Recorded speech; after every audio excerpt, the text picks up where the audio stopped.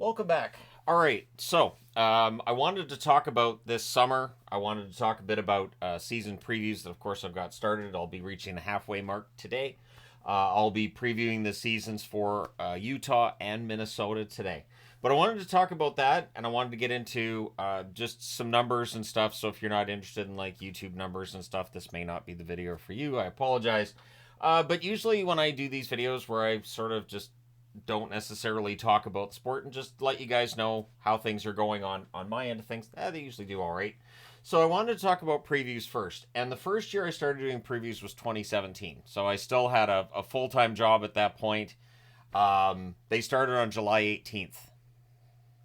So for people who are saying, oh, it's way too early, yeah, I started them July 18th. I did 2 per day. In fact, I've done 2 per day every year except 2023. It's fun going back through all my old videos. 2018, I started the season previews on July the 29th, and it was 2 per day. It was July the 29th in 2019 as well. It was 2 per day. And they did pretty well. One of the reasons why it's good to do the season previews starting in July or August is because there's not usually much happening in the hockey world. Like, yes, there's been some trades since the Olympics came to an end, but really, there's not usually very much that happens. And it's not going to change the fortunes of the teams that much. The moves that get made in August and September are usually it's depth players, or you pick up a couple young guys. Now, yes, Montreal made a big move, but I haven't done the Montreal preview yet, have I? And that's part of the reason why I try to, suppress how many I'm doing per day. Now, 2020, I couldn't really qualify because 2020 was a weird year, right? 2020 was also the year where I found out if there's no hockey, I can come up with content. I can still, generate an income for my family. Because I do see the comments too, like, just take some time off. Well, then there's no money coming in, and for somebody who can stress himself out, that's a terrible thing to do. Is just to decide, well, and again, because I work from home, I'd be in the house where the set is here, and obviously I'm going to end up coming in and recording videos. I just don't see a way that I wouldn't. The one exception where I don't necessarily feel like I have to make a video during the day is where I've got pre-recorded videos going live on the channel that day, and even then, I'm checking to see how they're doing. I'm checking to see how they're doing compared to previous seasons as well. And so that's something I look at. Now, 2021, I started the previews August 13th. 2022, I started the previews August the 12th. And again, it was 2 per day. Last year, I started them August the 20th, but I did 4 per day starting then because there wasn't very much, if anything, going on. And it felt like, all right, well, I'll start the previews now. And they did pretty well. They did pretty well last year. This season, I started August 17th. It's been 2 per day. And the view counts are where they usually are during August. They will pick up during September.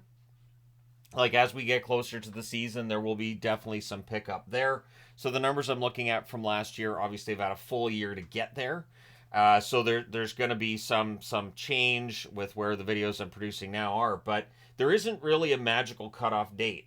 But one thing that I've noticed is that as we get into training camp, all the preview videos start to just kind of settle in their view counts. People are not watching the season previews because now we're into training camp, we're into preseason, and so it's not really as important. It's one of the reasons why with season previews, very, very often the annuals would be available in the store in late August, meaning the printing was being done in July.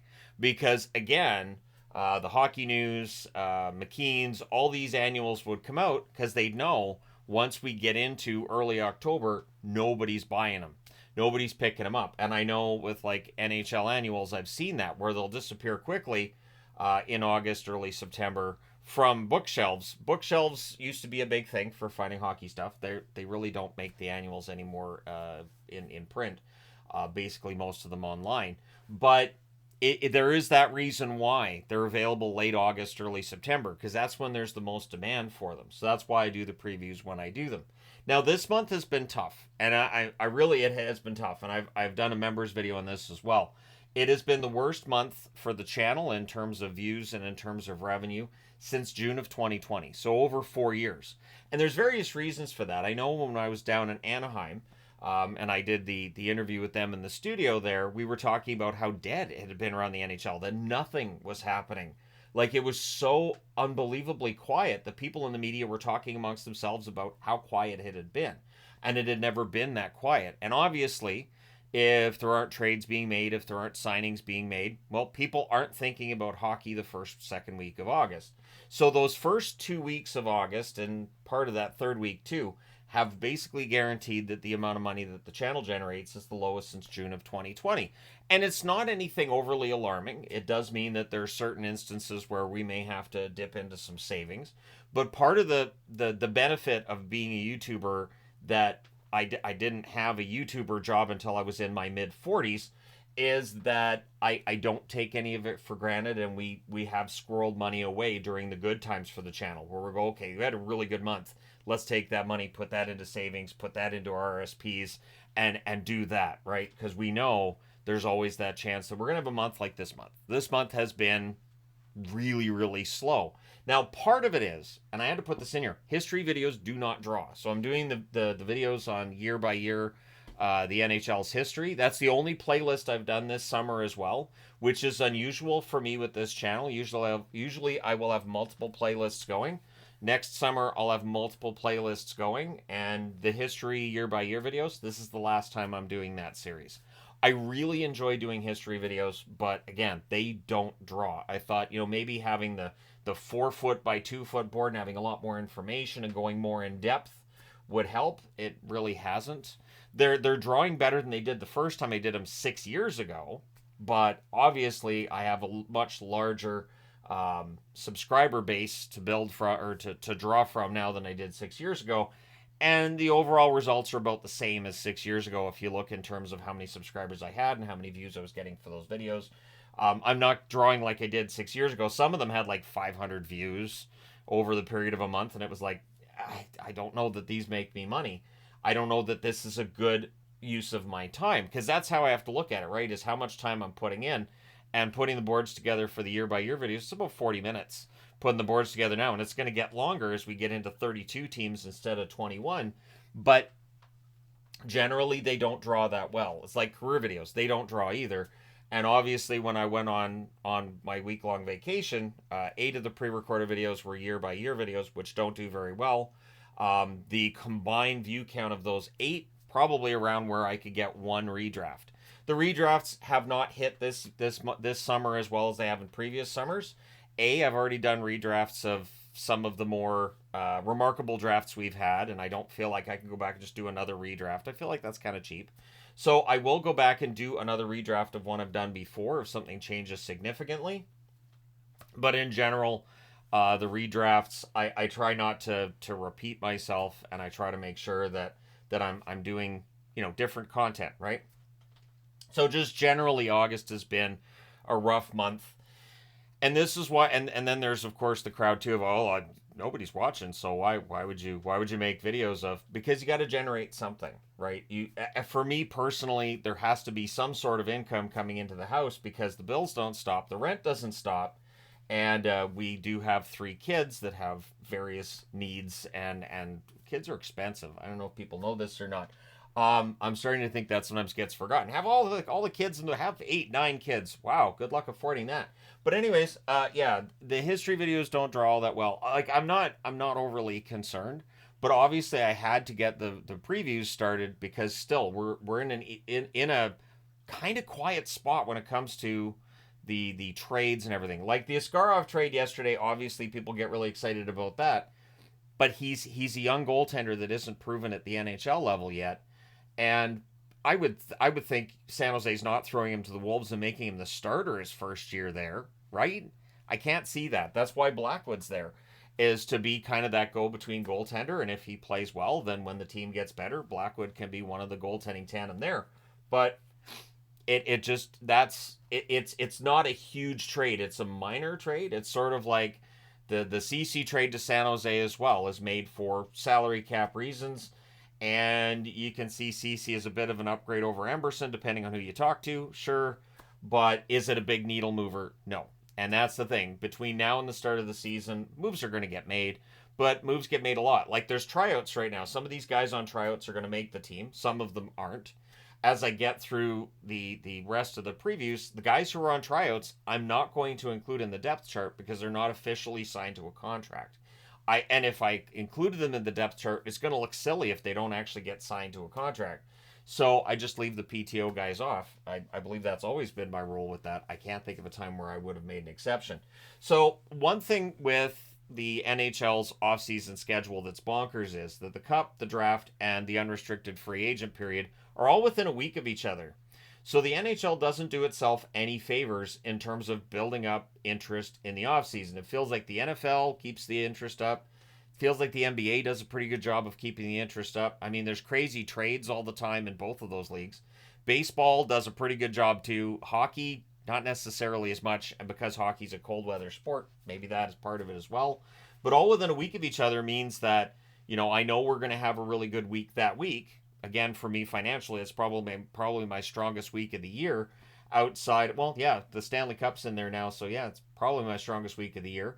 I know the channel gets a huge boost once we get into preseason and I'm reviewing games and all that. And of course, I'm going to change how I do the reviews a bit, and the previews I'm not going to be doing every day this year. Why? Because they don't draw. So that's the thing, right? Preview videos generally don't draw a lot of attention. So since I put not a lot of time, but I put some time into the preview videos, I feel like dropping them down to maybe 4 days a week. So on Friday, I would preview Saturday and Sunday. On Sunday night, I would preview Monday and Tuesday. And on Wednesday morning, I'd preview Wednesday and Thursday and Friday, is how I'm thinking about doing it. And so that then frees me up to do other video stuff in the mornings where I don't have a preview. And I feel like that's going to help. Now, one thing that I think has made a difference is the Olympics. The Olympics were a huge draw this year, and there's a lot of excitement with them, and it feels like it was the most exciting Olympics we've had in probably over a decade in terms of summer games. And so, yeah, I do think that's had an impact on everything else that's not related to the Olympics. And I didn't do Olympic videos on the Entertainment Guy channel because I wasn't watching enough of the Olympics to really do like Olympic related videos, which I have done in previous years. I have done videos on the Olympics before. Another thing to keep in mind too on my side is, and I do keep this in mind, is ad rates have definitely dropped. And YouTubers talk a lot about this and how ad rates aren't what they used to be. That's true. But still, I have a job where I get to talk about hockey 365 days a year, which is fantastic. I do my best to take care of my family. I do my best to take care of people in my life that I'm close to where I can. And this is the dream job. This is what I always wanted to do as a kid, was get into broadcasting on some level, and YouTube to me is a version of broadcasting. And so yeah, it's been a great summer for me personally. I think I've really enjoyed putting together the content that I have. And it is on some level disheartening when you put everything you have into certain videos. For me, it's obviously it's videos because it's what I do. But you put everything into a project, realizing it's not going to be as beloved by the audience as your other content, which is fine, absolutely fine, absolutely expected. But next year I'll do something a little bit different. Like I've done jersey countdowns before. It felt like I don't want to go to that well again. I did like the 101 I did last year, my 101 favorites. And I thought about doing like a jersey history video series this year, but it was too recent to the last jersey history video series that I did, in my eyes, anyways. And so next year might be the better year because we'll have the first year of Fanatics. I should have some Fanatics added to the collection. Should make for some entertaining videos there where, we look at how certain teams' jerseys have changed over the years. But again, it feels like I did that recently enough that I wasn't going to go back to that playlist. But I really felt like the year by year history videos, just I've clicked on a couple of them to look at them over the last few years, and I've kind of done a double take over just how messy my writing is on the board, how little information there is on the board, and just how the set was a very cramped, small area, whereas now I actually have a full room for a set. So I just wanted to talk about this, and just to give a reasoning why I do the previews when I do them, because content, I have to make sure that the content is going up on a regular basis, again for income reasons, obviously. And so yeah, I try to make sure that's content that people are going to want to click on. It's going to be something a little bit different, and I do my best on that score. But at any rate, we'll see how things go as we get into September. I would expect that things will pick up once we get to September. I had a couple of good days over the last week, so that's definitely helped because I was getting very, very concerned towards the end of our time in California. Very concerned about the numbers, and so starting the season previews as soon as I got home helped. Because as long as I'm putting stuff up that I'm happy with, and I've been happy with the season previews so far, it definitely helps. But yeah, so hopefully things pick up from here. I do understand there are people who don't think about hockey in August. That's fine, not a problem. But obviously, I'm still here. I'm still going to be making that content. And if I started doing previews, say the second week of September, yeah, by the time you reach the third week of September, those previews, nobody's gonna be watching. They're gonna be like, well, we've already got games going on, so who cares? Even though it's preseason, that's basically how that ends up working out. And I get it. I absolutely get it. I'll also be doing videos in the next few weeks on fantasy. I had expected to have fantasy incorporated into the season previews, but I was going to compare some numbers across the board and see where other publications have players projected to score and what they were looking at. And then it's just not, that information's not out there now. Usually it was by the last week of August. Usually that was pretty readily available. There were various projections, but it's not there yet. So I'll be doing fantasy content next month, which I do not see as gambling. I did see somebody saying, you started doing fantasy stuff, that's gambling. No, fantasy hockey has been around going back to at least the 80s. And I only say that because when I started watching hockey, fantasy hockey was the thing. The thing is, it used to be that you'd have like a group of 10 or 20 guys who'd sit down and they'd come up with lists and, put in, 15, $20. And so at the end of the year, you'd pay out to whoever won. I don't consider that to be the same as this just insidious nature of gambling advertising being where it is right now. And I don't consider that to be the same thing. I don't. I think it's, that when I'm talking about fantasy stuff, that's kind of how I see it. And I used to do the Yahoo fantasy stuff, which never cost me a penny. And it was kind of fun to do. I haven't done that in years, but that's kind of why I do the fantasy content. I don't consider it to be the gambling part. I don't do like the bets on who's going to win, like who are the favorites to win the games that night. I don't do that in previews. And I generally don't talk about the odds much outside of the Stanley Cup odds, which is fun to look at when you're this far out from the Stanley Cup, because there's going to be odds that end up aging really, really badly. Both teams that we're looking at right now and saying, well, this team's going to be a contender, that won't be. And then other teams where they're not looking like a contender, where they will be. So there you go. But thank you guys so much for all your support. For the people who are watching all the videos right now, thank you guys for that. For people who watch some of them, hey, I don't blame you. I don't know that there's a channel I watch every single video on either. And that's kind of how I look at it when I'm putting my content together for the day. I'm like, all right, well, some people are going to click on this, some people are going to click on that. One of the reasons that I'm still, I'm still willing to defend the right to do these year by year history videos is I know there's a portion of the viewership that really like those videos. And I also know that what draws views isn't necessarily what draws subscriptions. So very often people might subscribe to the channel because of the historical content, whereas the other content may draw views but may not draw as many subscribers. That's something I've seen over the years. But thank you guys so much for all your support as always. Hit like and subscribe if you haven't done so already. And so I just wanted to talk about this today. I figured, why not? It's a Saturday. It's a quiet day so far. See, now while I was doing this video, I'm sure something happened in the hockey world. But I'll be doing the previews for Utah and Minnesota later on today. And then we get into the Eastern tomorrow. So if you haven't already voted for where you think teams are going to finish in the East, or if you haven't already voted for Utah and Minnesota, by all means, go in and do that. That's sure. It used to be the community tab. I now see it as posts as a tab for the channel. I don't think it still shows as community on your end, but when it's YouTube and they're rolling these things out, maybe. So sometimes it depends on which country you live in. Sometimes you get certain YouTube features in one country before another. Because sure, why not? That can happen. But yeah, so let me know your thoughts. Thank you guys so much for all your support. And obviously for members and patrons of the channel, it is greatly appreciated. And yeah, so I do think that even though August has been the lowest in terms of income for me since June of 2020, which is a long time, It'll be fine, and I would imagine the numbers go right back up once we hit September, once we hit training camp. So thank you guys though for all your support. It does mean a lot, and I will talk to you again soon.